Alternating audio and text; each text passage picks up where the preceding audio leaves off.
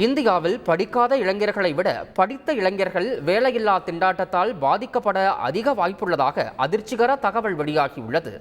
பள்ளி படிப்பு இல்லாதவர்களை விட உயர்கல்வி படித்த இளைஞர்கள் வேலையில்லாமல் இருப்பதற்கான வாய்ப்புகள் அதிகம் என்று சர்வதேச தொழிலாளர் அமைப்பு தெரிவித்துள்ளது.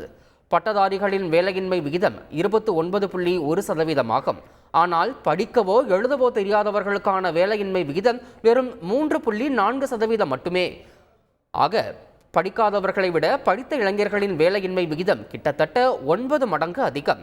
15 முதல் 29 வயது வரை வேலையில்லாத இந்தியர்கள் 2000ஆம் ஆண்டில் 88.6% இருந்த நிலையில் அந்த விகிதம் 2022இல் 82.9% குறைந்துள்ளது.